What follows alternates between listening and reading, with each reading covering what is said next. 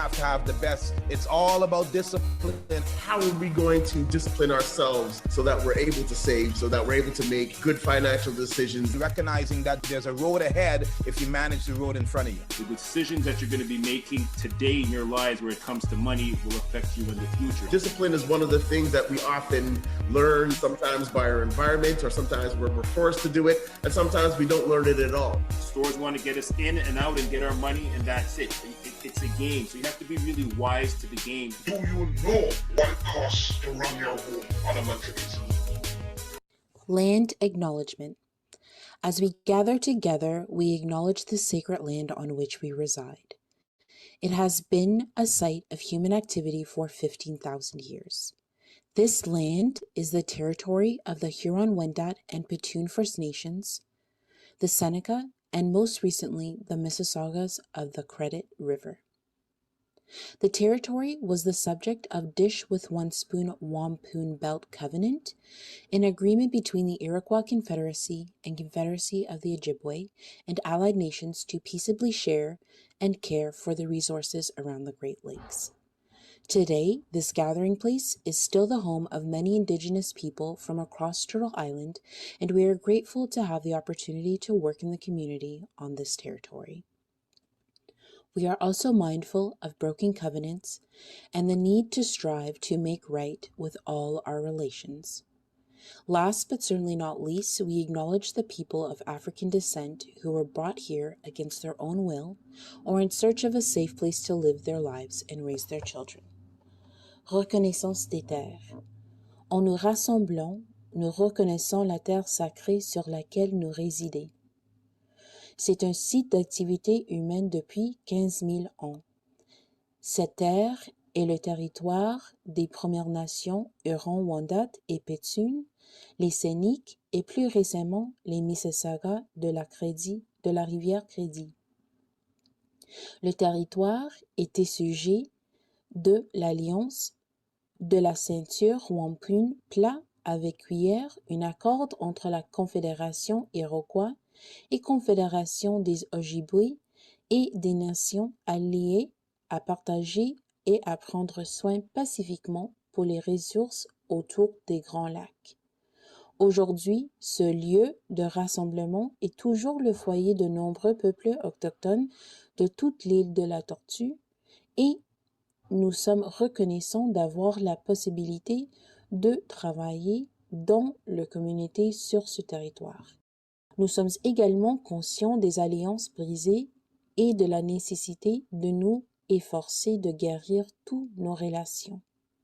Dernier point, mais non le moindre, nous remercions les personnes d'ascendance africaine qui ont été amenées ici contre leur volonté ou à la recherche d'un endroit sûr où vivre leur vie et élever leurs enfants. This webinar provides illustrative information with respect to the subject matter covered and does not represent an official opinion or position of the Black Business and Professional Association. The BBPA makes no representations, warranties, or guarantees as to assume no responsibility for the content or application of the material contained herein, and especially disclaim all liability for any damages arising out of the use or reference to or lines on such material. Good Saturday morning to everybody there with us right now in the Zoom room. My name is Roderick Brereton, and today is a special session that we're having here in Community Space. We are live in Dartmouth, Nova Scotia, the beautiful province of Nova Scotia. And we are live also at R&B Kitchen, the food emporium, the takeout extraordinaire that is making splashes and big waves right across the province of Nova Scotia. And as we always say, tell a friend to tell a friend. Right now, it's not too late to join us here on Community Space, the financial literacy program that speaks the language of the community. And we've got an amazing session for you guys today. Lots to learn, lots to hear about one of the first, if not the first, Black township and Black communities in our country of Canada. But before we start, let us know where you are checking in from. So if you're from Nova Scotia or you're from BC or anywhere in between, let us know where you are checking in from in the chat. We'd love to hear from you and love to know where you're in from. So before we get started in our session today, there's been, I guess, the news of the week was the Ahmaud Arbery case, where the young man in Georgia who lost his life while jogging, the suspects in that case were all convicted. And it definitely made waves in terms of the news, and pretty much all white jury, 11 white people, 1 Black person, found these 3 white men in southern Georgia guilty of the murder that they did commit. And while our community and several other communities did celebrate this quote unquote win, you know, we've got to look at ourselves as people of African descent and see that we are still subjected to extreme forms of anti-Black racism. And until that ends, until we are treated as equal, and no matter where you are in the world, you'll always have people who do bad things. But disproportionately, again, whether it be again from Nova Scotia all the way to Vancouver, and then obviously and our cousins and friends in the United States and across the world, where we are in communities that are not the majority or in terms of the populace, we are still subjected disproportionately to anti-Black racism. And obviously it's everybody's duty to have equitable and inclusive spaces and respect the diversity and people that we all are, because we all are meant to be here on this earth. So something to think about as we thank, you know, goodness and God for that judicial win, that justice was served. There's still a lot more justice that needs to be done. So, you know, we've got to do that on a day-to-day basis and be relentless in terms of educating people and making sure that we stand up for who we are and our right to be here just as much as anybody else. So on that note, again, tell a friend to tell a friend. We're just now getting started. And as I was saying, we are live here from R&B Kitchen in Dartmouth, Nova Scotia. And with us today, we've got the none, the only, my brother right here, Corvell Beals, owner, operator, CEO of R&B Kitchen. Good morning. How you doing, my brother? Good morning, man. Thanks for having me in on the show. Welcome to the space. Yeah, I mean, it's a pleasure to be here.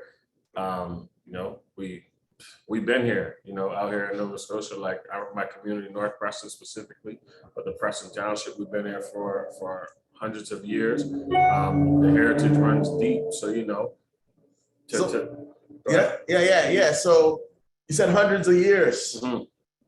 How many years is that? And I know, I mean, hundreds of years could be like, you know, 1821. I mean, there's, you know, like there's early settlements that came like in the 1700s, late 1700s. Yeah. Right? And I mean, you know, like all the stories that I hear from the elders, they, you know, they tell us how like when we got here, there was other people already here. Like when some of the white people got here, there was other Black people already here, other people of color, you know, right, indigenous to this land. And so I think, you know, I'm not really a historian, but, you know, we've been here, man. That's just the simplest way to put it, right? Absolutely. And, you know, again, for some people who, because we're broadcasting live right across the country, right across the world, obviously with this format that we're on. You know, Nova Scotia on the east coast of Canada. How did Black people get here? Like, can you tell us a little bit about that? Because, you know, as they call it up home, they call it up home or down home. If you're from, you know, Nova Scotia and you live in other parts of the country, the Prestons are known as up home or down home. Yeah. How did the people get to this part of the world? There was 4 main settlements. You know, one, the original settlement of the original people that were already here when you know, the indigenous darker skinned people that were already here. So that's not necessarily a settlement, but they were here. Then you got the War of 1812. That was a major settlement where a lot of people that fought for the crown, they they came here, promised land. We had, I think, over like 2,000 Jamaican Maroons or something like that. All right, and as you know, well, I mean, I think it's safe to say a lot of our people who are here in the room are from Toronto, and Right. we've got a very large Jamaican population. Yeah. So the Jamaican Maroons. Yeah. Tell us a little bit about the Jamaican Maroons and how they settled here. Yeah, so I mean, I think they like essentially got kicked out of Jamaica. They were the wild, kind of tearing up dust in Jamaica. And, when they removed them from Jamaica, they literally sent them here to Nova Scotia. And there's traces of the Jamaican Maroons here all over. Like they built Citadel Hill. In my community, North Preston, like they were one of the main groups of people that were originally there. So in the Prestons, a lot of those different settlements, they kind of were migrating and building community together. And so, I tell people all the time, like all of those different things, the blood is running through my body, right? Like my parents are both from North Preston. Their parents are all from North Preston. So I'm probably like 10 generations in, where I could trace back to North Preston. So, yeah. Okay, and the story I heard about the Jamaican Maroons ending up in North Preston is that obviously in Jamaica, the British were trying to take control of Jamaica, and the Maroons fought relentlessly in terms for their rights, in terms for not giving in to the oppression of the British, and because they were warriors and of African descent, they made a deal with the British to be removed from Jamaica, and they brought them to North Preston, or the Preston Township, Preston Township, and there was a trick in it though, because prior to it being known as or called Up Home or Down Home, it was called the Rock. Right. And the British, what they did, because they wanted to destroy ultimately the Jamaican Maroons, they brought them to this part of Nova Scotia where they thought the likelihood of them surviving the climate and then also the terrain would have been next to none. But again, we always defy the odds. We're resilient and it's not to obviously put anybody else in a lesser position or in terms of race, but we are the most resilient race on the face of the earth. We kind of have to be. Right? Like some of the stuff that we've been faced with as a people of African descent. Like had not we be resilient, we wouldn't be here, right? So I think, the climate is what made us what we are. It's either adapt or die. And I think, anybody, if we're put in that position, they're gonna adapt. And I think, speaking to the warrior of the people in Preston, like, I think that's really one of the things that gives our community strength is that, every settlement, there was people that were fighting for something and they still fighting. So I think, that's the blood that runs through my body. That's the blood that runs through the community of Preston. So, yeah. Absolutely. And in the community of Preston, it consists of 2 townships, correct? There's North Preston. There's 3. Yeah, so there's originally the Preston Township is Wild One, but now it's kind of subdivided in North and East Preston and then Cherry Brook. Okay. Okay. And in these communities, it's primarily Black. Yeah. So like North Preston is probably like, all of these communities are probably like 98% Black. Yeah. There are some white people that live there, but they just live there. Right. Like the people of Preston were Black people. Right. Yeah. Right. And then the history of the Prestons and Halifax, I guess the greater Halifax area. So it hasn't been a smooth walk in the park, obviously from the time that people got here up until now. And, my brother here, again, as I mentioned, is a business owner. So we're going to get throughout the conversation today, just to talk about business and, how that was to set up and how that is to maintain, how that is in terms of just expanding your business. Because I was here a year ago with the Say It Loud initiative, Say It Loud Canada initiative. And this is one of the spaces that we not just came for lunch, but we came just to explore. And from that time until now, I've seen there's been some expansion, obviously in the building itself. So we want to hear all about that. And we're going to take some questions also from the participants here with us on the Zoom room, just to hear about, what it takes to, to overcome some of those odds, what it takes to, get started, and what it takes, obviously, just to continue expanding. Because, I see on the Instagram and the social media in general that people from across, actually the world, because I'm seeing people making comments and about, just the experience that they had here at R&B Kitchen. Yeah. And, you know, what you're doing is obviously you're doing it well. So we want to learn all about that. All right. So there's no time like the present. So tell us a little bit about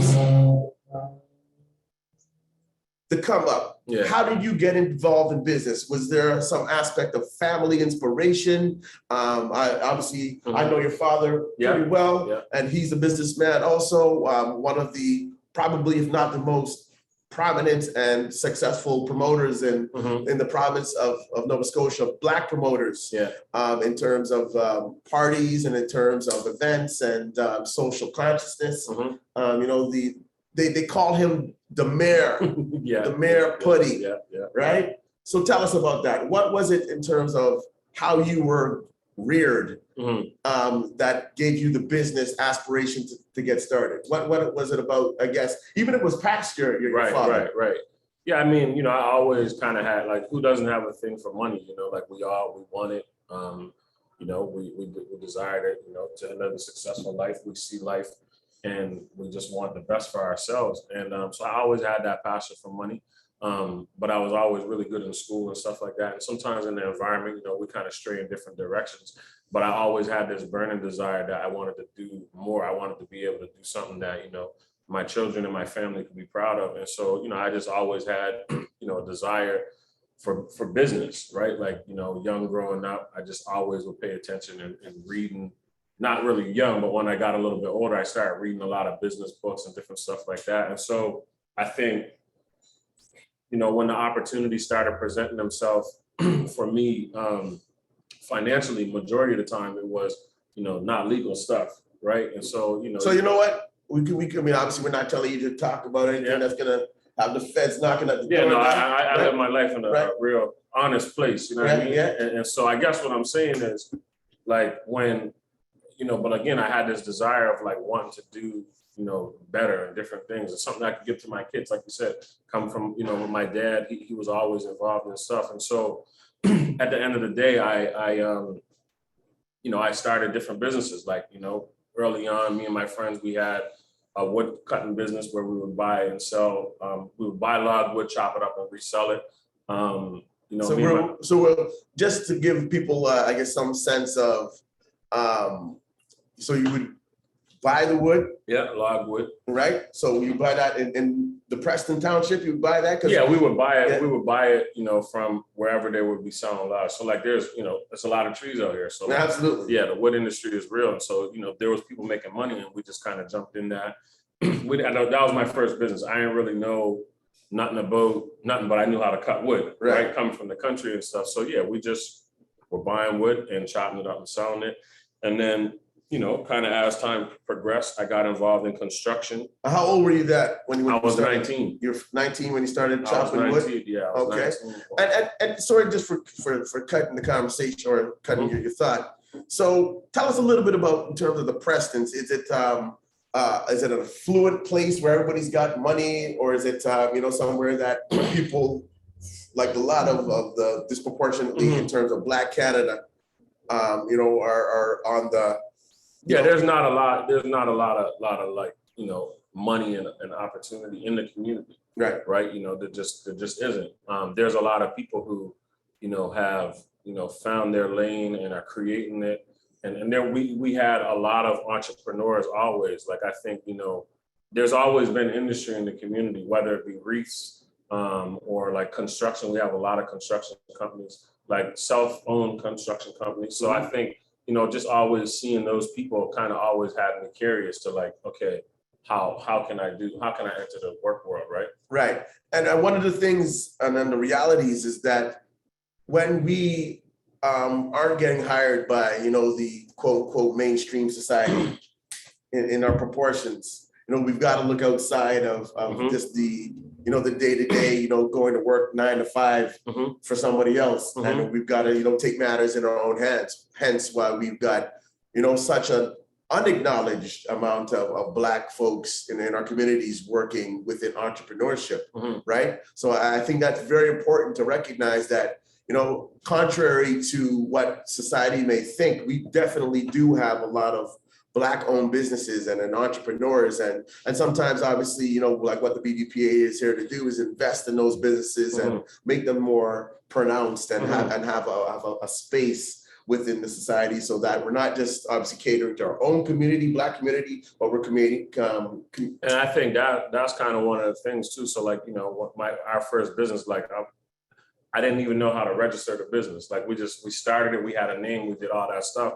But there was just something that just didn't feel right about the business. Like there was, you know, we didn't know how to register for taxes and all those things. So, you know, I started kind of researching like myself. And at the time, like the internet wasn't like, I'm not like post-internet world, but like it wasn't so easy as today. Now I think you can Google anything and you can find it. Right. And so I had to do a little bit of research just to get to that place where name, register and all that stuff. So there was challenges because there was not a lot of people before me that were doing those things, or like, you know, I didn't really have the confidence to talk to them, to ask them, or whatever the case may be. And I think that's kind of one of the things I see even now, like there's so many businesses from the community and in Black Nova Scotia, but like, you know, they may not have their books look the right way that they could be presentable to banks or whatever the case may be. So a lot of it is just bootstrapping and, you know, trying to find your way as you go, right? Right, absolutely. And we're going to get definitely deeper into that, because one of the reasons that we are here in Nova Scotia, we are going to be revealing the Business Advisory Implementation Development Service that the BBPA is featuring for Black businesses right across the country. And it's the ability for businesses or entrepreneurs, wherever you are on that map of your business, to have services imparted so that it'll help take that burden off. And obviously those services are free and worth thousands of dollars in terms of what the investment will look like. So we'll definitely talk a little bit more about that and how businesses could benefit from that here in Nova Scotia, and then also talk about, you know, some of the deficits. But getting back to that tree cutting business, all right? Yeah, so this is again, we started from cutting the trees and getting it in, you know, that physical labor. So you would get the wood, buy the wood, chop it up. Where would you sell it?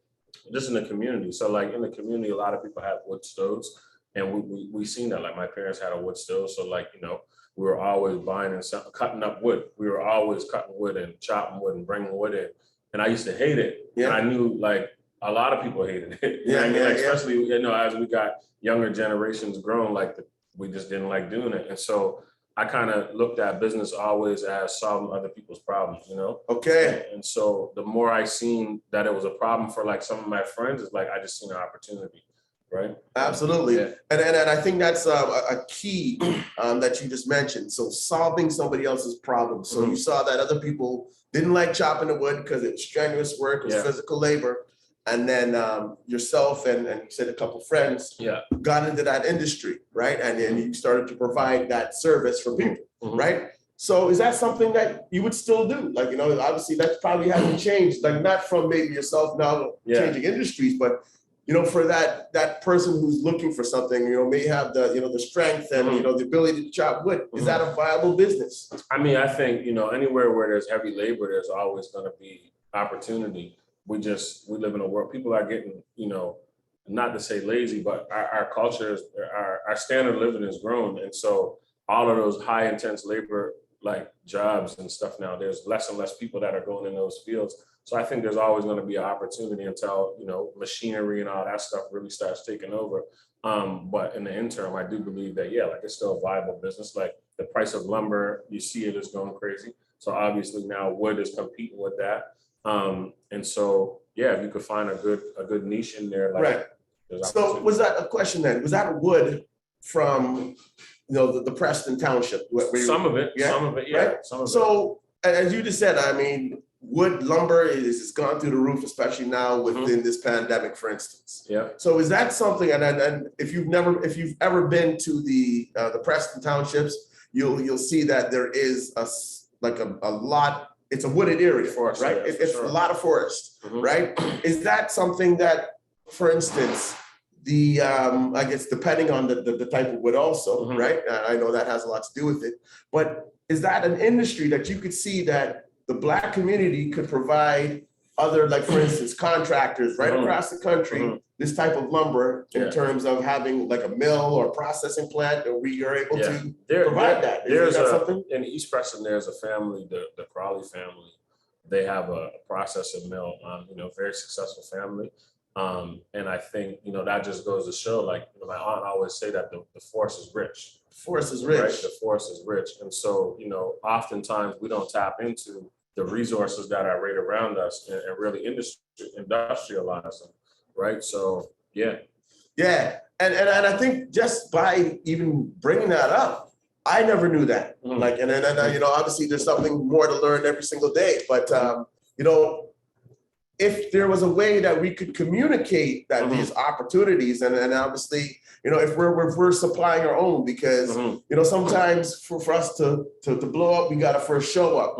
And if there's opportunities for the Crawley families, you were saying, to supply lumber to some of our Black contractors who are buying it from obviously some of the stores where the prices are even more escalated. If there was a way that we could start supporting our own, like right across this nation, right? I think that is how we obviously become more independent and self-sufficient, and we're able to start to build our own ecosystem. I think there's a growing appetite for it. I think that like more and more Black people are becoming aware of how we, I was somewhere yesterday and the lady, she said, we're a federation, and they use that word because we got to become a federation.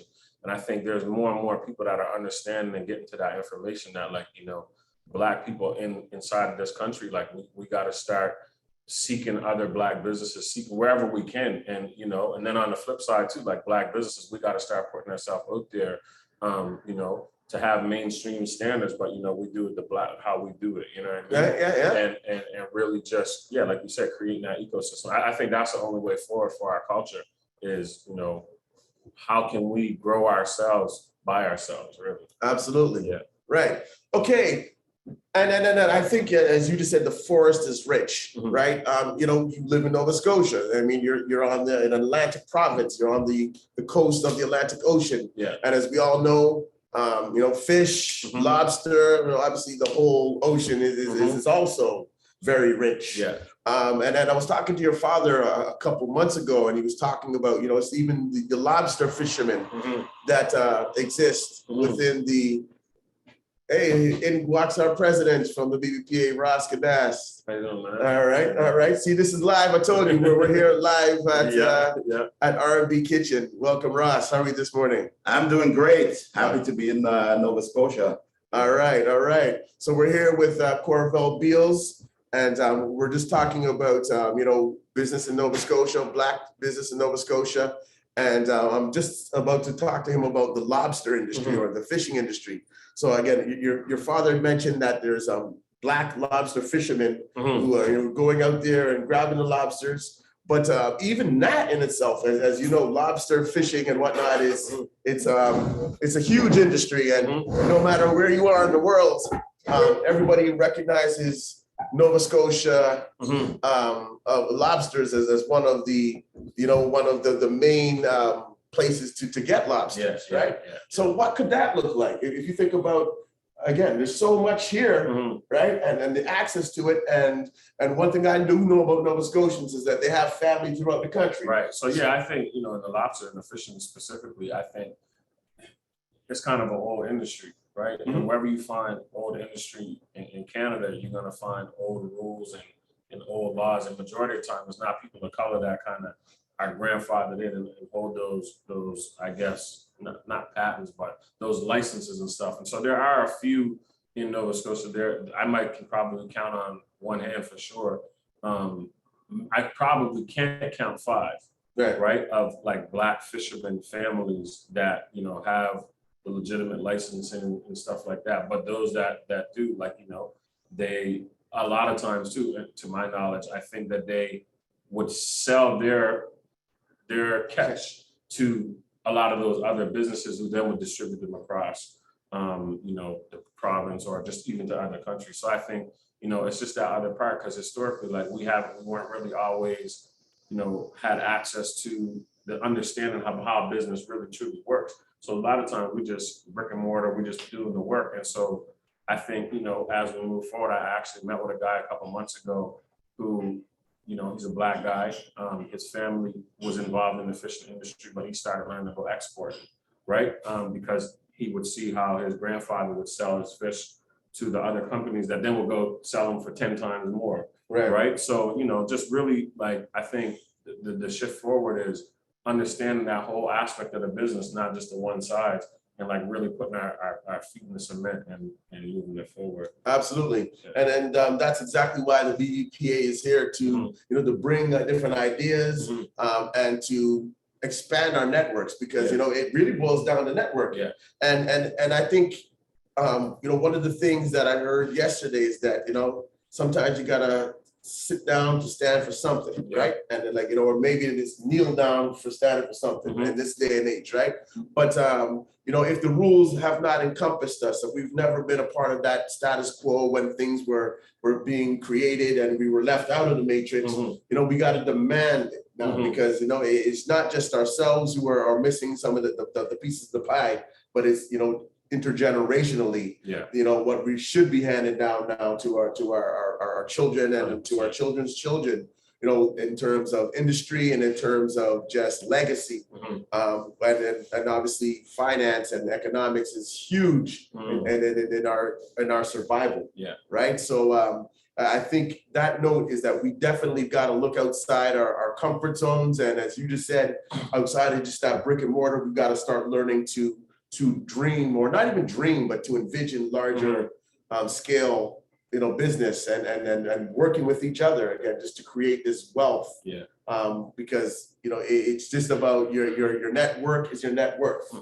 And, you know, there's other people, I could count a couple across the country, you know, who, you know, are in the food business. So, you know, lobsters, or even in terms of your own business, you know, I don't know if you guys have started to freeze and export your food right yet, but, you know, there's a myriad of things that can happen. And we just gotta, you know, just to think outside of that comfort zone, that box, because I can almost guarantee you, you know, I know right in this community here that there's the Black Nova Scotian Cultural Center, and there's tours, you know, the Preston Townships and whatnot. So obviously the R&B Kitchen is one of those stops that people stop in at. And when people are coming from around the world, they're gonna say, hey, you know what, that Rasta pasta that we had here, or that, you know, that Nova Scotian dish, that, you know, with your biscuits and everything else, that was like right from grandma's kitchen.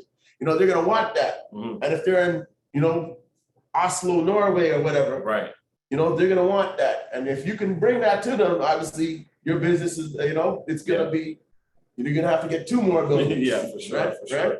Yeah, no, I think, you know, me and my brother, we have big vision always. Like, you know, we're always thinking like, how can we kind of push the limits further? And I think one of our, you know, being from North Preston, you know, a place that we hold a lot of pride. One of the things that, you know, we always dream and vision to is to kind of show North Preston to the world. Like, you know, I think if you run into anybody from the community, they're going to show you like a sense of pride, and it's because of our history and all that stuff. But yeah, like, you know, like if it's just a matter of putting, you know, like you said, a piece of cornbread in the hands of somebody in Australia, like, you know, I think that means the world. And so, you know, it's always kind of one step in front of the other, you know, with people like yourself and organizations that, you know, come and kind of push those thinking, I think is really important, especially for businesses here, to understand that, yeah, like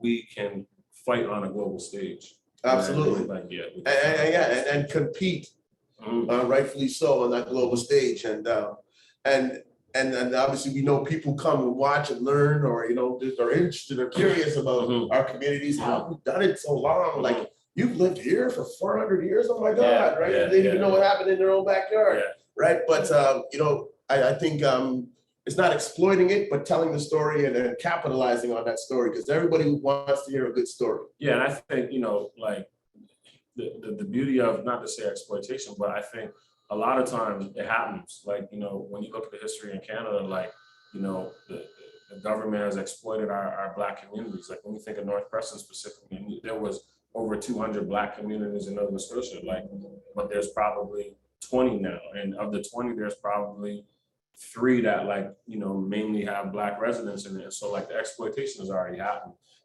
So for us now, I think it's a matter of how do we kind of own that? How do we like not to say exploit it, but how do we like display the community, but then benefit the community.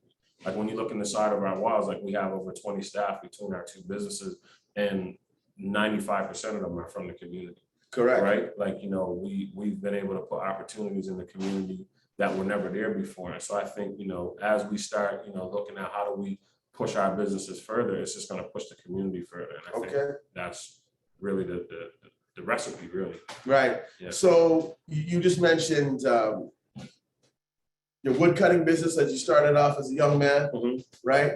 What was the next business after that? Or was it? Yeah, I got into like trucking and construction, like landscaping. And, you know, like between the wood cutting and the construction, that's when I realized like I really don't want to be busting my back for the next 20, 30 years. And yeah, like that was kind of really like, those were those fast lessons. I was in construction for maybe 2 years, and it just, you know, it's a grind, it's hard work. Like then I come in the food industry, and I learned that that's a crazy grind too, but I think there's nothing going to come easy. Right? It's nothing that's going to come easy. So lesson number one, folks, as you heard, nothing is going to come easy. If we're not prepared to put in that work, you know, maybe entrepreneurship is not for you. Yeah. But, you know, obviously in terms of the rewards that entrepreneurship can build and bring, you know, the world is yours. It's limitless. Yeah, I think too, to the point when you talked about earlier, like, you know, passing things on generationally, like, you know, I watched my mom, she worked, you know, at a job for a lot of years. She couldn't just at one day say, oh, here, son, take this job. She couldn't pass me that job and all the years that she put into that organization. And so I think for me, just wanting to be the kind of beginning block to that generational wealth, I knew that it could only happen in business. Right. It can only be something that I could literally give to my kids. So, yeah. So the construction business and the landscaping business was your business also then? Right? Yeah. Okay. So what is the driving force besides just wanting money? Because, you know, anybody can technically get up and go if they really want to, but what's the driving force behind you? What are some of those pillars that have enabled you to, you'll go get it? You know, I wouldn't be who I am if it wasn't for God. So I always have to mention that. I think God gives me the spirit always to pursue. My grandmother told me I can do all things through Christ who strengthens me. So, you know, I think that's like the main thing. And then other than that, I believe it's just a desire to want to be more, to want to be better, to want to continue to grow. And, you know, like I was mentioning earlier, like growing up in the community, I never really had a lot of role models of people that I could look up to in the business world. And so, you know, I think just wanting to be that for other people, be that for the youth, and kind of show them that, you know, there is a different way that we can earn money, and lots of it, you know, like me and my brother talk about all the time, like when you look at, you know, GDPs and world industries, like, you know, some of the industries that Black people historically have entered into in terms of on the other side of the law, the GDP is just low. Right. For those people who don't know what GDP is gross domestic product. All right. Yeah. We teach and we preach and we teach, you know? Yeah. Right. Sure. So, but in terms of those pillars though, because, you know, God helps those who help themselves. But what would you say those pillars that you have within yourself, or you found, or you're able to harvest within yourself, that made entrepreneurship viable and prosperous for you? What would you say some of those things are? So, you know, obviously you heard work ethic, because you got to be prepared to put in that hard work. Work ethic, dedication. You know, I played sports growing up, and so I developed a competitive spirit and to never quit. Right, like, you know, no matter what I was faced with, whether we down 20, we play until the buzzer. And so, you know, I think that's just one of those things. Like, you know, we just get up and we're going, and no matter what this world been thrown at us in the business world, like we just line them up, knock them down, we fight, and we figure it out. So I think not quitting is one of the biggest. Not quitting. Yeah, not so giving relentless. up. Yeah. Right. Did we have a question here? Sorry, I thought I heard something, but maybe it's just somebody. That was probably the door. Okay. The security system. All right, no problem. Yeah. What else? So not quitting. Not giving up. I think community, everything we do it, you know, with our community in mind. And so, you know, even that, like, you know, me and my brother, when we first started these businesses, like we didn't draw salaries.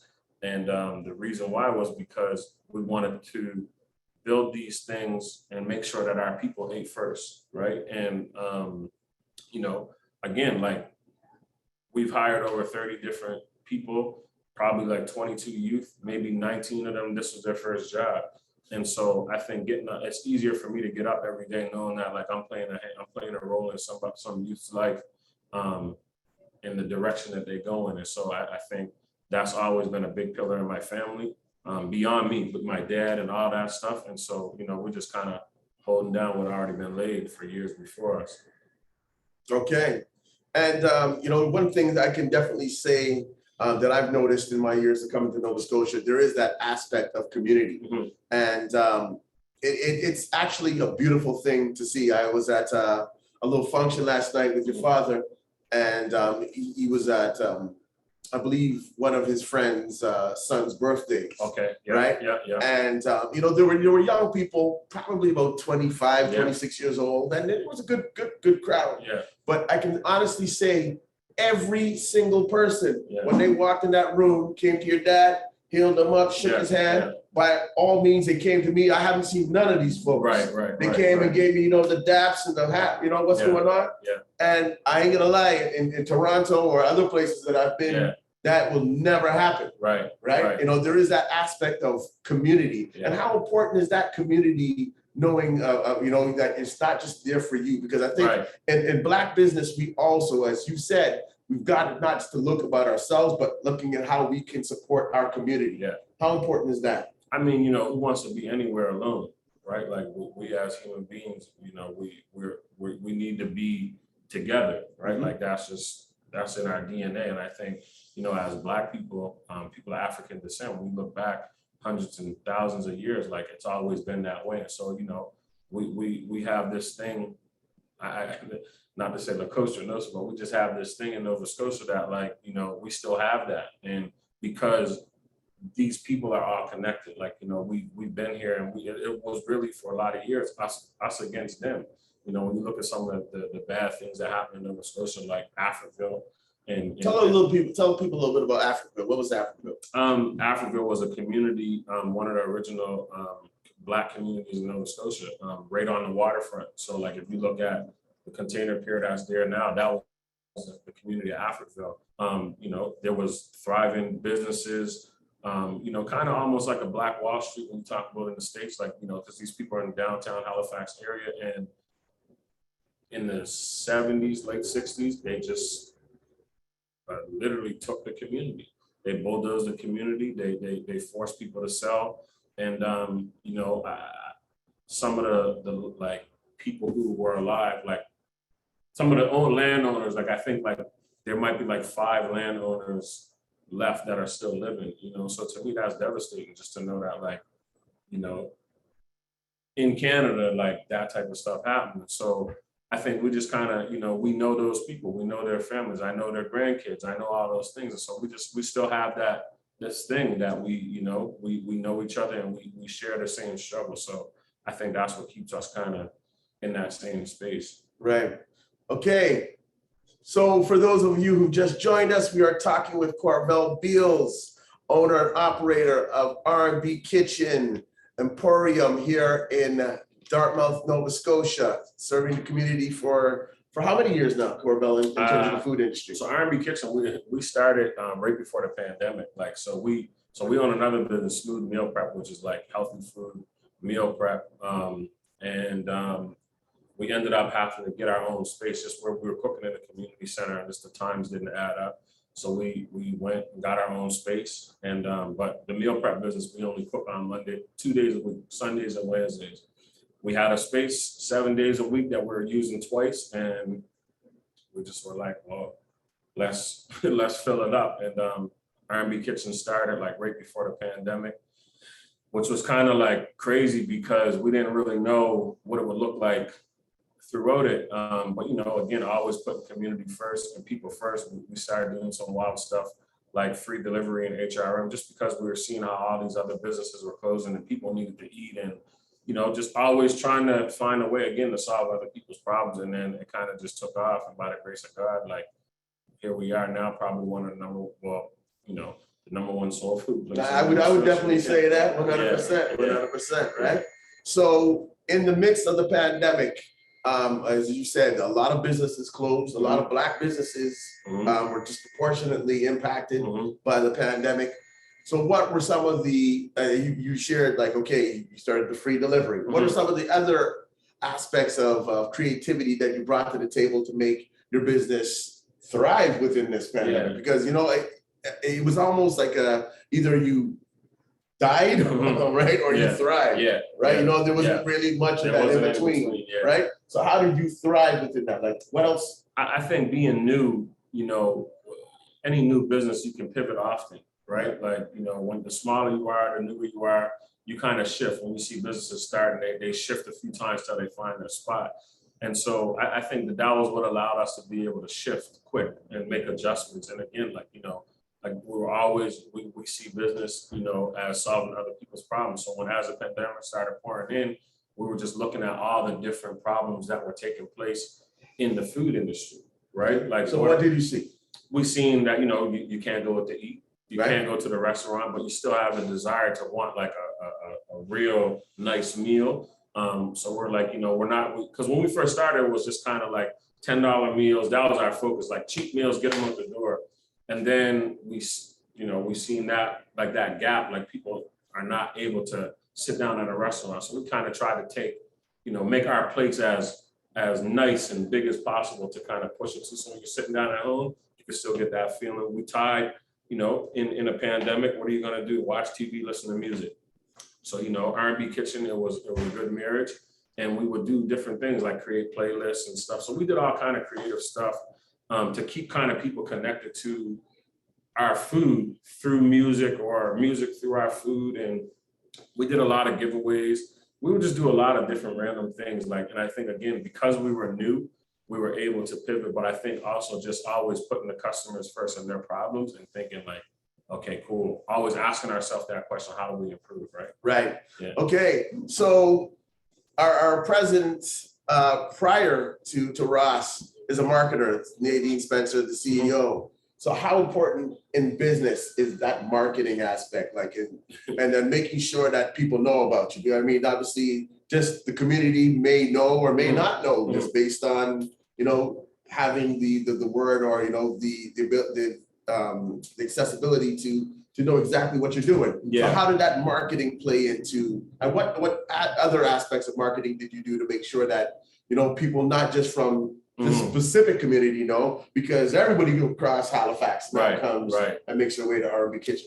You know, in every business, the customer is your number one asset, right? And so I think in that, how can you know, to speak to the marketing part, if your customer is your number one asset, if you're not telling them, if you're not telling your number one asset that about your business, I think that, you know, it's really hard to be sustainable or grow or even have a business. Like if your customer doesn't know that you exist, you know, eventually the doors are going to close. And so I think, you know, marketing is probably one of the most important functionalities in a business. And yeah, like we would do all kind of crazy stuff. Like, you know, you talked about my dad being a promoter in like the music industry, like concerts and events and parties. And, you know, he grew up in the handout flyer world, right? And you know, so when I was young, I would be out there handing out flyers. Like, you know, he'd just send me and my brother somewhere and we just passing the flyers. So I really knew like that part of advertisement exists, but you know, we see social media now, like I could hand out 100,000 flyers in a second through Instagram. So we did a lot of like Instagram stuff. We didn't do any paid ads. The cool thing about R&B Kitchen, we didn't do any paid ads. Because, you know, it was around that time where everyone was doing it. So we always would ask ourselves, like, how can we create organic things? How can we create things that make people want to participate and tell other people? One of the like coolest things that we did, and we had kind of had a cheat code because R&B Kitchen is attached to R&B music. Yeah. And so, you know, we did one of the like most memorable marketing things that we did was we created a canvas, like a blank thing with 10 slots. And we told people, make your best R&B Kitchen, R&B playlist. And we're gonna give the winner a prize, $400. So over 2,500 people submitted their playlists. Remember, it's the pandemic. We're sitting at home. We're not doing nothing. If I said, man, tell me your best 10 R&B songs, you're gonna sit here and think, and then he's gonna be like, man, well, what about this? And so it kind of created. There was moments like that just created like, this nostalgia. Yeah, you know what I mean? Yeah. And so when I say we had the cheat codes, because, we're attached to R&B music. Right. And everybody loves R&B music, right? 100. So, and then the other part, we have a really good product. Like, we were blessed with our Chef Ray Mai, who she grew up in Toronto and in and around a lot of West Indian people, a lot of Jamaicans, a lot of people from the islands. But then her family's from Nova Scotia. So she had a really nice, unique blend of food. She studied in Italy a bit for cooking. So like when you have a good product and then you tell your customers about that good product, I think that they're going to tell other people. And, you said it at the top of the show, tell a friend to tell a friend. I think that's kind of was the biggest thing, is that like people just told other people. Right. So in terms of, business established, how do you keep that marketing going right now? Because obviously, it's still to have that larger footprint no matter whatever you do in the sense of business. Yeah, the industry is changing always. Like as we move through this pandemic, I think, like what was working 2 months ago might be looking completely different, in the next 2 months, right? Like, and then if we run into another wave, it's going to look different than the last wave. And there's new legislations that are coming. So everything is looking different. And again, like you got to be flexible, right? Like you have to be flexible to adjust. And I think, we're just constantly, again, putting our customers first and asking ourselves as a business, like, how can we do what's best for them? Right. And in that, how do we tell them that we're doing what's best for them? Right. So the ability to pivot, right? Jump to the time and not be stuck. Yeah. And that takes obviously listening to the community, as you talked about, recognizing the problems, but also having a temperature gauge, being able to take the temperature of, what's happening around you. Yeah, you don't want to put too many anchors in the ground during this pandemic until we get like fully out of it, whenever that is.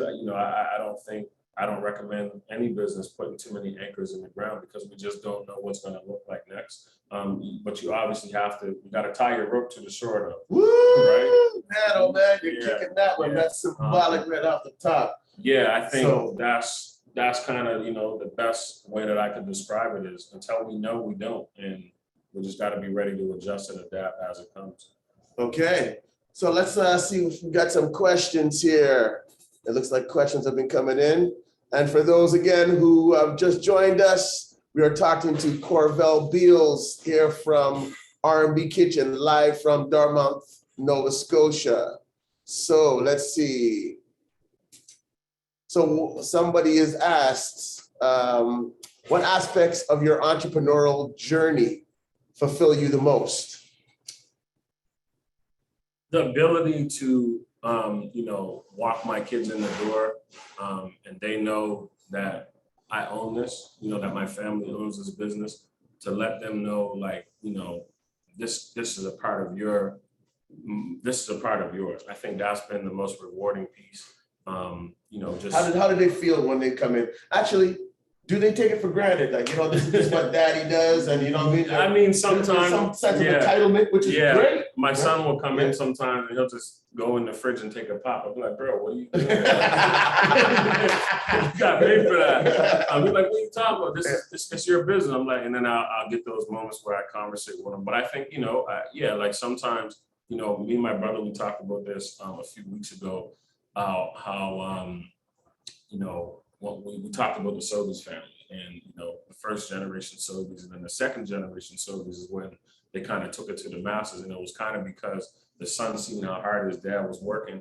He wanted to put a lever in that could help him kind of lighten the load.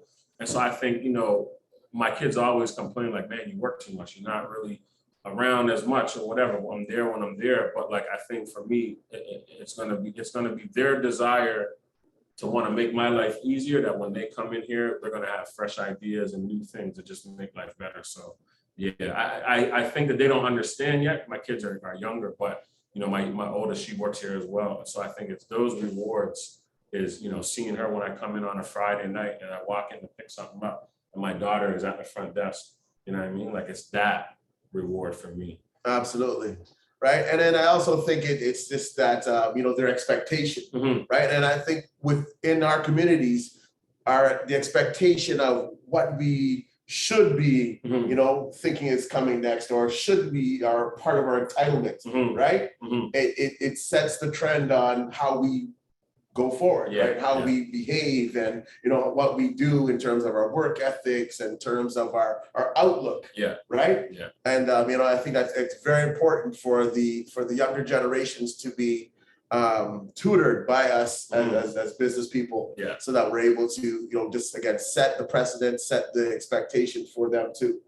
Right. And I mean, one of the biggest things when we look at like the Asian community and all these different communities, like, and that's the thing too. I want to make owning a business sexy for my kids. I want them to see it as, a good thing. A lot of times when we look at a lot of communities, the parents will work so hard, they'll deter their kids from wanting to enter into those business worlds. And so I think for me, it's like, how do I kind of make this shift so that, I worked really hard, I built this thing, and now I'm at a place where it looks good to be a business owner. So I think that's been always in the back of my mind too. Like, how do I make this thing attractive to my kids? Because I know that moving forward, this is what's going to make their lives better. Right. So some of the nuts and bolts of business, some of the realities of business, right? That may not be the sexy parts of it, like the accounting, the taxes, and whatnot. And what I do know for a fact is that sometimes us as Black business owners have to work so hard, right? That not just to keep the lights on, but just to keep it moving. Sometimes other aspects of the business, take a little back seat. So sometimes our taxes are a little bit behind, or we're not up on the accounting piece or whatever. So how do you do that? How do you incorporate that aspect of it in your business? I mean, I think we've been blessed to have a really good team.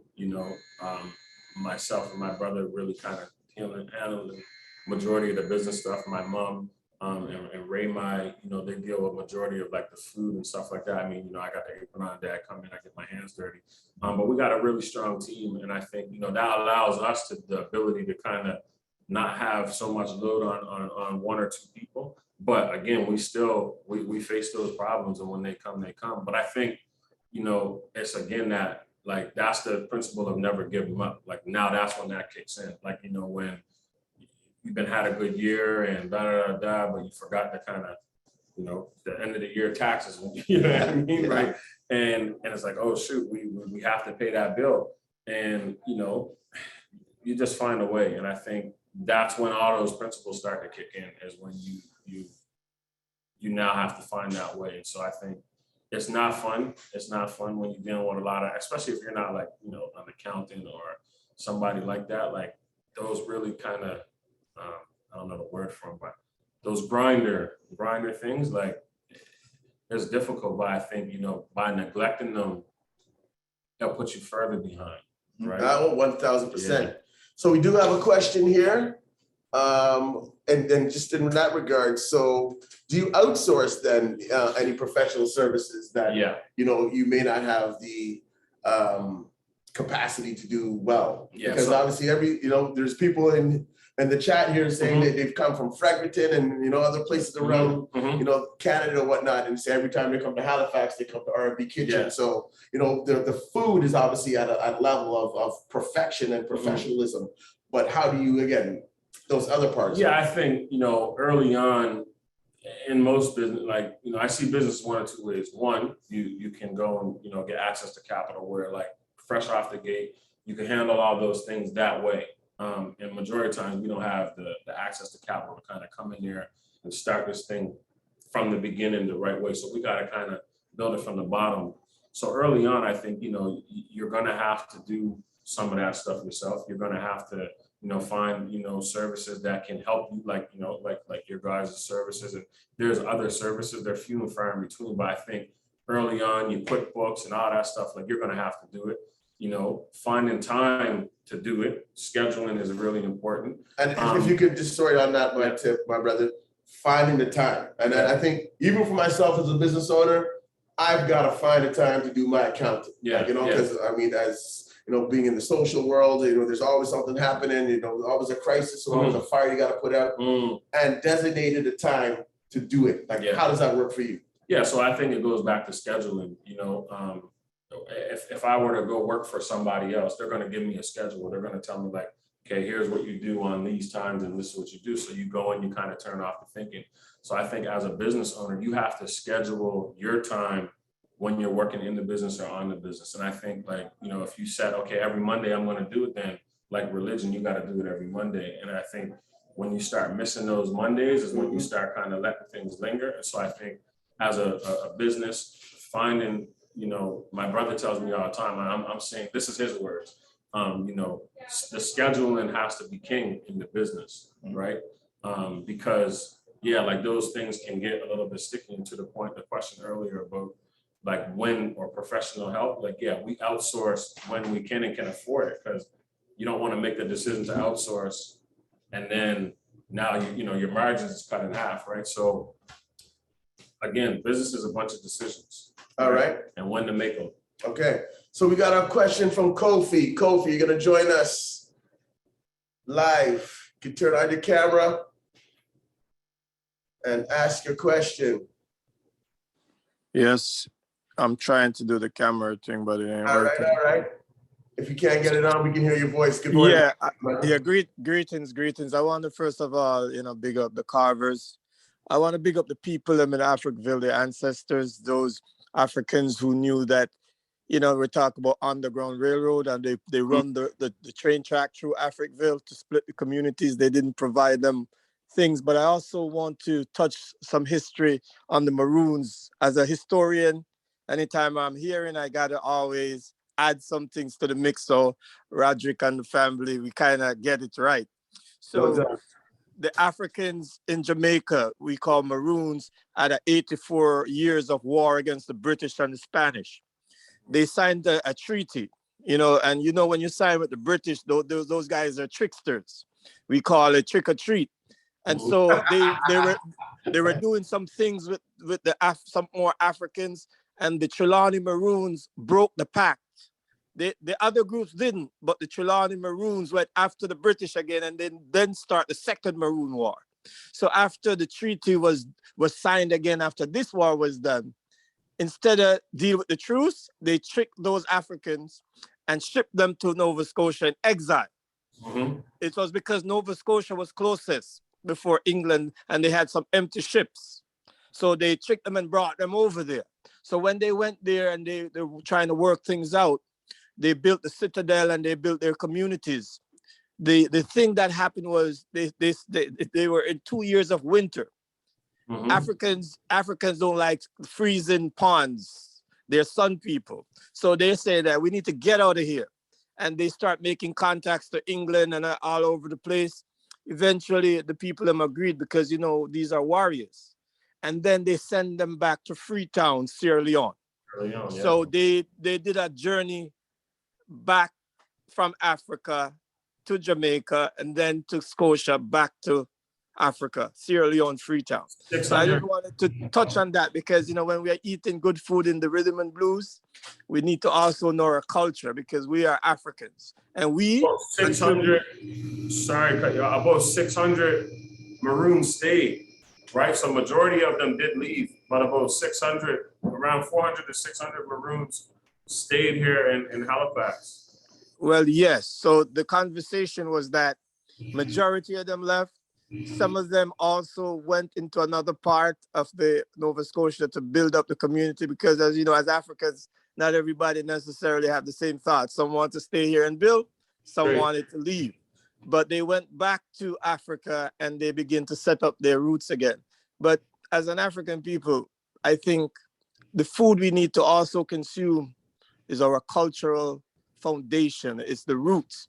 And so, when I come back to Scotia, after the madness is done, because I always pour libation in Africville, now where we have a dog park. So we will come and check you out. One love. Great. What's up? All right. Thank you for that, Kofi. So another question we have, realistically working in, this part of Nova Scotia, where it's predominantly African Canadians or people of African descent. What are some of the challenges that you faced in being a business owner? And I guess before you got your foot on solid ground, what are some of the challenges and things that you learned along the way in terms of, I guess, either not a loss, but a lesson? I think there's, take a number on the challenges. There's so many, but I think, early on starting out, I think one of the biggest challenges was just really knowing how to kind of structure your business in a way that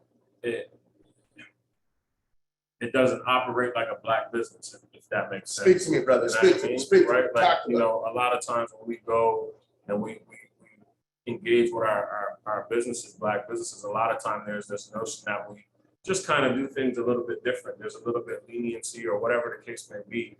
And so I think, for us was how do we structure it in a way that, it fits, the mold, I guess. You mean I can't come to the counter and get a hookup? Yeah,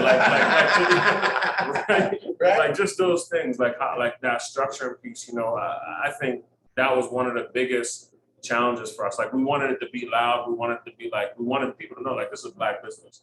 And we wanted it to be for our people, but we also wanted it to be when you go here, there's this sense of I know it's a Black business, but it just it feels like a Black business. I know it's a Black business, but there's just something different. I think that was one of the biggest challenges for us. And we still fight with that challenge daily. Not to say I guess we're trying to shift that narrative, Black business can look like all business, and realistically it should, right? Yeah. Because we happen to be Black, but it's business that we're doing. Exactly. And I think as you hit the nail right on the head, sometimes our community has an expectation that, we're not as legit because you ain't gonna be able to go into McDonald's or KFC and ask for a hookup. Yeah. Right? Yeah. Or can I check it tomorrow for that? Right? But it is a business, and I think we have to make that loud and clear in every aspect of what we're doing as businesses and working with our community. And I'm sure other people outside of our community don't come in and expect some of the the favors. Yeah. You know what I mean? If I can say it that way. Yeah, for sure. And I think that was kind of one of the biggest things is because we had already did smooth meal prep. And when we did smooth meal prep, 95, 99% of our customers were not Black people. And we built that business not for to say if anybody Black would have bought our services, great. But we knew that we just weren't in the meal prep industry like that. Right. And so we built it, this is part of our story. We stayed behind the brand. We put the brand forward. No one never knew who it was. So we kind of were in the shadows.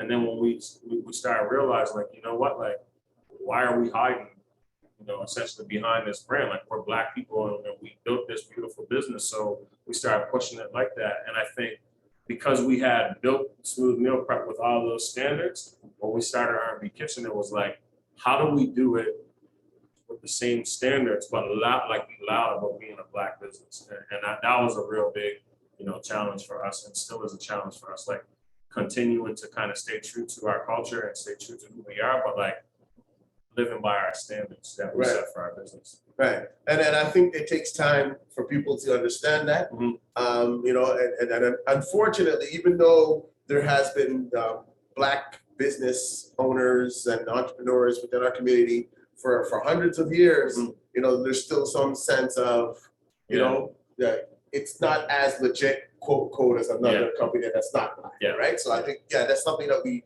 definitely have to understand, appreciate, and then in our using or utilizing services of Black community and whatnot, respect that aspect of it. Yeah, because we one of the words me and my brother would talk about all the time, and we kind of hate the word support.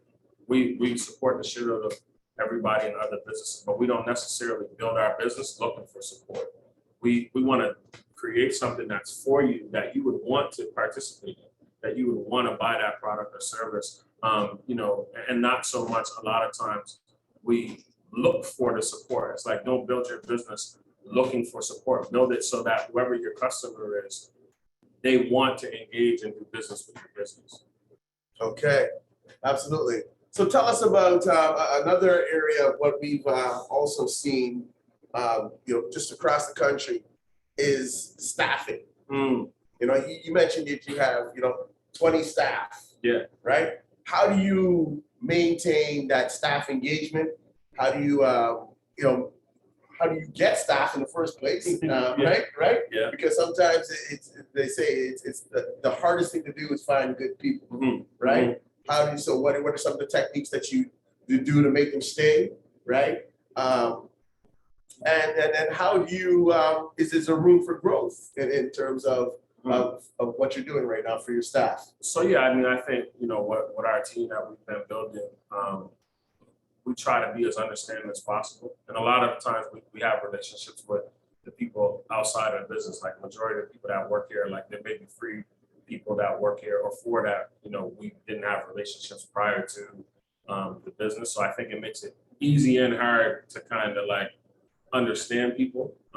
But, overall, we just try to make it an enjoyable environment and, meet people where they are really. Like, understand too, like, I play sports. So some days you're going to have off days. Like, it's just the way it goes.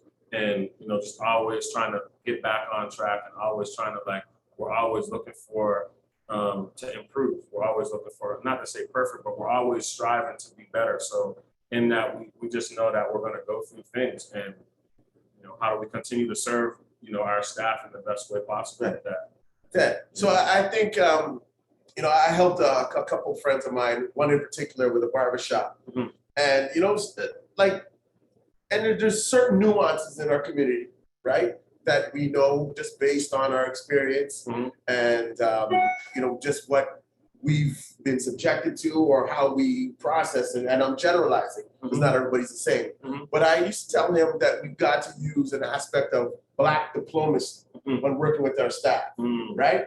So how does that work? Because again, you're working with people from the community that sometimes, sometimes they say business and friends don't mix, right? How do you impart that Black diplomacy so that you run a smooth ship? Yeah, I think, we're still young in this too. So like we're going through and creating these things as we go. But I think one of the things that I've been really realizing is processes, having processes written, having things written and, and allowing your team to understand these processes. And we've been blessed because we didn't have processes when we have a lot of our team members. So we were able to work with them to create the processes. So let's build it together. And I find, when you do things and give people that opportunity to kind of have their input, I think they own it as well. 1,000. And then now once we have, these processes and rules, I think it just makes it easier for people to follow them, right?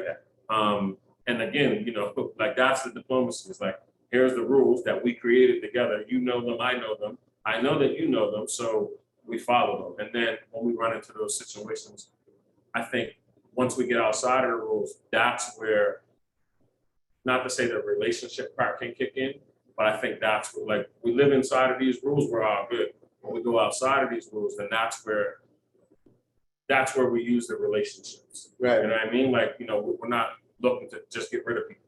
You know what I mean? Because again, these are our community members, these are our people, even the people that are not from our community that work for us, you become a part of that. And so I think, it's just an extra layer of diplomacy, right? So first, what's the processes look like? What are the rules that we're all going to abide by? And then when we get outside of the rules, how do we make sure that we maintain this relationship? Right. And one thing I heard you say is that you write down those rules.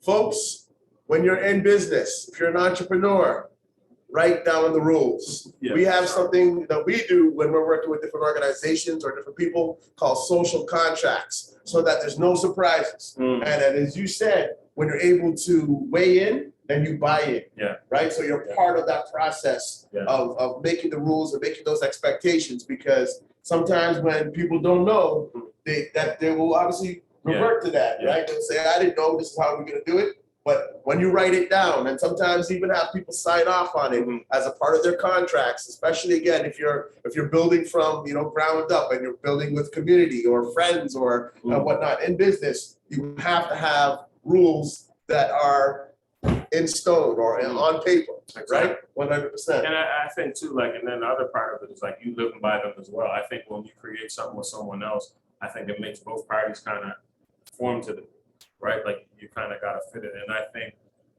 that the part is like, if we created it, I live by it, you live by it, we'll be all right. And if anybody goes outside of it, then it kind of like, it makes it easier. Yeah. Right. It makes it easier. Okay, so we got another question here. And then you kind of touched on it before, but what are the 3 biggest challenges as a Black business owner in the food business in Halifax or the greater Halifax area? Authenticity. Just Speak to me. like, how do we stay authentic, like to what we started this thing as, and not shifting, where the profits are, right? Like, a lot of times,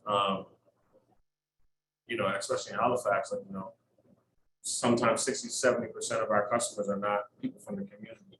And so it's like, how do we maintain that authenticity while we're navigating through, like, you know what I mean? And so that's one.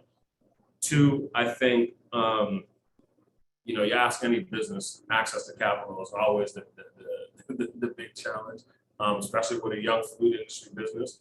We have so many ideas and so many things that, like, with the right investment, we could kind of turn it on tomorrow.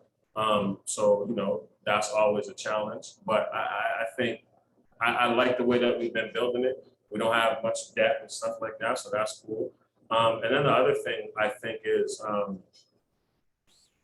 just staying relevant, like in food, but in any business, but specifically in food, like there's always something new, there's always something else, there's always those things. So how do you stay relevant in a forever changing market? And I think, right now, today, those are like the 3 that pop into my head. So you ask me tomorrow, that might be different. So that access to capital, it's one of the major challenges that Black startups or even established businesses to be able to scale and grow and to see their visions come to fruition. How did you start in that? You mean right now you've got I don't know how many square feet this building is, but I know again last time where we're sitting, this part wasn't. It was here, but it wasn't done. Construction. Yeah. And obviously, when you look at your kitchen, you've got, thousands of dollars worth of equipment. So how did that access to capital start for you? So, with R&B Kitchen, we were blessed with a big brother in Smooth Meal Prep. And so Smooth Meal Prep had already kind of, we had the space, some of the equipment and stuff like that. So when R&B Kitchen was born, it was some of the infrastructure already existed, but then R&B Kitchen had its own specific needs, right? So like, again, we bootstrapped. So like when we first started, it was like we were selling meals for $10. We were just trying to put up 50 meals a day, 40 meals a day. And so, we were making revenue. We didn't have any staff, so it would just be, the 4 of us type of thing. And we had Smooth Meal Prep, so we weren't really eating a lot of the business's babies money-wise. So we were able to kind of build as we went. And then as we started growing, I think now when you get all this staff and team and processes and all these things, like they start eating away at the money. And so now, you might have a plan for something that costs 10 grand, but before you could raise 10 grand in 2 months, now it might take 7, 8, 9, 10 months if you even can get there, because then something will happen. So I think, that's how we were able to do it to this point. But I do believe that, like, the next step is going to take, whether it be personal investment or, access to capital through banks or whatever the case may be, to really go to the next level. And I guess our point on this is that a lot of times businesses think that money is the real solution, but I think it's, that plan that is the solution, and then having that plan kind of foolproof so that when you do go seek money, it makes sense for your business. So you're not just taking on debt and different stuff like that, and it just not be what you really need, right? Right. Yeah. So in terms of that plan, do you have that as a part of your schedule? Like you sit down with your brother and the other business partners to have a scheduled plan, like either, I don't know, it's like a weekly plan or a monthly plan. Do you have that planning session? Or is that a part of your process? So yeah, so we try to meet once a week, kind of at a manager level, where the kind of the ends of the businesses kind of change in form, fit, and function. But then, once a month we have owners meetings where that's what we're bringing the visions together, and we're thinking about like expansion and all those things, and making those decisions on what makes sense. So I think you have to be taking time to look at your business from my brother says all the time, from 10,000 feet up, right? So you got to look at your business from 10,000 feet up as much as possible, and knowing when you're at 10,000 feet up and when you're right on the ground. Like you got to know what role you're in each time. Yeah. Okay. So, some great advice, great, obviously experience. What is your vision now for R&B Kitchen? Where are you taking this? We want to really own that space of like the #1 soul food place in Nova Scotia, that like key marketplace that you have to come to. We do want to expand to across the bridge. So the landscape of Nova Scotia is Halifax and Dartmouth. We want to expand to Halifax. There's double the people, triple the people in Halifax. A lot of our customers are in Halifax, and we just want to make it more accessible to them without losing that authenticity, right? Like, how do we grow and expand, but like stay true to our roots and own the authenticity? All right, so nothing in Ontario yet, or Quebec? It's in the plan books. All right. We definitely want to come across the country. But I think one of the things that we looked at, again, like it's so hard, like I said, you don't want to put many anchors down during this pandemic until we're really fully, we know what things are going to look like. I think it's really hard to make those decisions as a business owner to kind of look at, trying in completely new markets and stuff like that. But I think it'll work. I know it will work. But again, and then we had a lockdown for 7 months and we paying, them Toronto rents are different. I don't take it, no doubt. Absolutely, 100%. So if there's any more questions, please do send them in or come on live with us right now to ask Corvell Beals, owner operator of R&B Kitchen. And if you haven't had the experience of trying the food here yet, you are missing out. And where can they find you on social media, my brother? R&B Kitchen 902 on Instagram. I think that we only have an Instagram account, so we built this business through Instagram. Okay, you built it through Instagram. Instagram, yeah. And if you ever look here we go. Look here we go. Oh, okay. So Victoria, we look at some of these meals here, folks. There's something for everybody here. Yeah. It's just 760 Main Street, in Dartmouth. But that's us, R&B Kitchen, man. R&B Kitchen. So if you don't know, now you know. Mm-hmm. All right, so definitely. And we are here, Ross, in Nova Scotia this weekend and for the next couple of days, and we're going to be doing some work here. Tell us a little bit about what we're going to be doing with Beals. Yeah. So before I do that project, I want to say, Corvell, you are inspiring. What you and your family is trying to do here is inspiring. Last week, we were out in Edmonton and we met another food business owner, Black food business owner, who actually owns an Italian restaurant. Right. And if you look around the restaurant, it doesn't look like our typical community restaurant. And it was busy. And, I too was inspired by that. And I think the most important thing for us as Black business, there are two things that we need to focus on before we even look at the technical skills of doing the business is our attitude. Okay, you have to have the right attitude, and I can see it here by what you've displayed, and the focus, right? We have to focus and zero in like a bullet as to what we want to do in our business. It's great, going around the country and meeting these businesses and really learning about what you do, but also what your needs are. Right. And your needs are very similar to any business, any Black-owned business across the country. We all have the same challenges, and we can all learn from each other.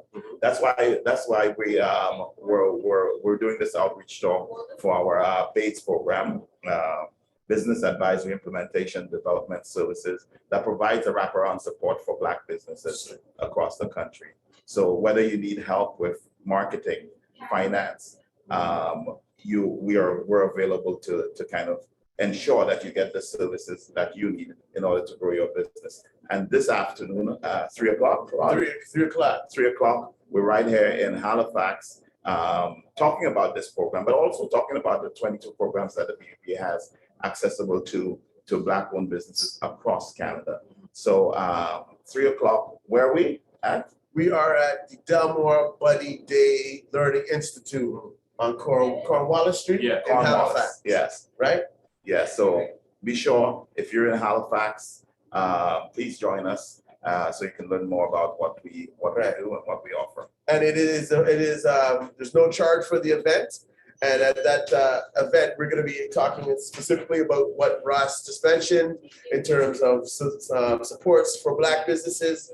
And they're not loans, they're just how the BPA, with the funding that we've received, will impart these services that are required for you to scale up, again, in marketing, in accounting, in finance, whatever that may look like. The BBPA has got some of these funds that we are here specifically to impart within your businesses. So as we always say, tell a friend to tell a friend. If you're in the greater Halifax area, please join us and see what we're going to be doing and investing in businesses right across the country. Right.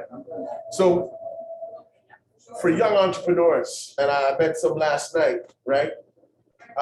What would you advise them to do when they're considering starting that business?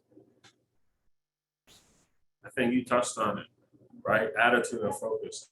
I think those are often underlooked, like it's a different attitude, that you gotta have when you enter into business. Like some of the things that, your responses in different ways that you would approach life, they gotta be different. So I think attitude is big. I never really thought about that, but after saying that, I think that's a real key part. Like if I didn't have an attitude, my brother, we didn't have the attitudes that we had, we would have been kind of walked away from business and we wouldn't have made it this far. And then, the focus part is key because as you're focusing and in our community, there's so many distractions, right? So if you don't have to focus, then yeah. So I think, yesterday I probably would have said something different. But I think attitude and focus is probably, I'm gonna steal that as I move forward. And I think that those two, they happen before anything else. Right. And there's something else I think you could borrow is that your attitude determines your altitude straight. Right? That's right. Come on, man. You think I could come in with a gem right now? Your attitude determines your altitude. Yeah. So we got to go in with a right attitude. Mm-hmm. And and if we don't have the right attitude right from the jump, we got to be able to again shift and reassess.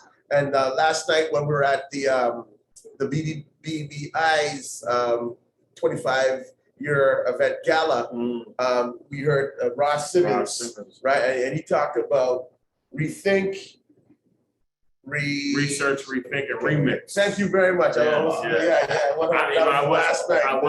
event, but like I seen maybe 5 or 6 people post that one statement. Ross is a great friend of mine as well, so he's always energetic when you hear him speak. But I had seen that, so I knew, I knew where you were going with it. So research, rethink, and remix. Yeah. Okay, and if you get the chance to Google Ross Simmons. Amazing speaker, lots of information to give and to have you get to that next level as an entrepreneur. And he's also from the Preston townships here. So we're going to be again at the Delmore Buddy Day Learning Institute in Halifax. If you're in this area, please do come out. There's only a certain amount of people that we can have in the space just due to the pandemic protocols. But please do join us, and it will be an event that you will take something away. And the BDPA, we mean business. So, make sure you're there, and there's no excuses. Like, what I'm saying? There's no excuse right now. We call this the post-George Floyd era. And unfortunately, folks, some of the money that has been injected by the government or different organizations and whatnot, based on some of the, I guess, the guilt, if you want to call it that, right? And, just the empathy that, the governments and organizations were showing us is starting to slowly disappear. So you want to be able to definitely take advantage when these opportunities do knock, and obviously we have to be, sustainable in our approach, but, take advantage of the programs and the initiatives that are here for our businesses to, to flourish and, and to be where we need to be, because we're not just into surviving, we are into thriving. That's where we need to be. Yeah. On that note, any last words? No, I mean, yeah, I echo the part of, take advantage. I think, when that's been one of the things that, been allowed us to help our businesses, just taking advantage of services that are out there, the few and far in between. And I think when people, like organizations like your guys come, I think it's really important that we show up, because there's always something to learn. Like, in this conversation, I learned so much. So, I encourage people always to, just show up. You'd be surprised of like what could happen in your life by just showing up. So, Showing up is the first step to making your life happen. Ross Kadas, our president, any last words? Well, I'm looking forward to seeing all of you out this evening. It's very important for us to support each other as businesses. It's very important for us to grow together, to build that generational wealth.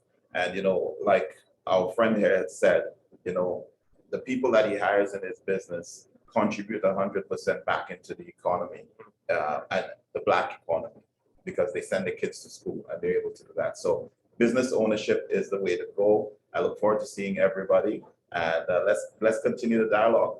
All right, and on that note, we're going to say au revoir for another. Oh, I think Michael Pinnock is just joining us here right now, our treasurer. We almost said au revoir for the evening, or sorry, for the day, but Michael's going to join us, and I'll let him have the last words. Michael, are you with us? I guess they want me to talk. Hello there. What's going on, King? You good? I don't know if you guys, I can see you. So I'm gonna just show you who we're meeting with right now in Wolfville, Nova Scotia. But Wolfville up north. Okay. You can see us, but we can't see you, my brother. What does that say? Later, and that's okay, and that's later. Say okay. Oh, it's okay.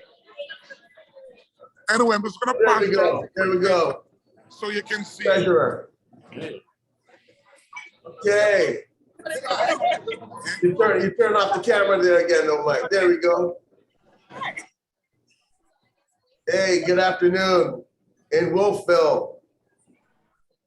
All right. All right. So there we are, BBPA in Nova Scotia, making it happen. And we also have Nadine Spencer, CEO, and Nadine and Michael. And Nadine, you're on mute, and so is Mike. Hi, everybody. So I'm here at the FACE board retreat, and I'm here in the room. There's Cynthia Dorrington, our lead strategist, who's going to be helping us with our BBP structure. And again, we're doing work to build the Black community, look at services and resources. So this is absolutely fantastic. And I've been listening to the program, and I went to R&B this morning, and I'm looking forward to the meal that you'll be catering for a luncheon today. Yes, so sir. this has just been wonderful. Thanks, everybody.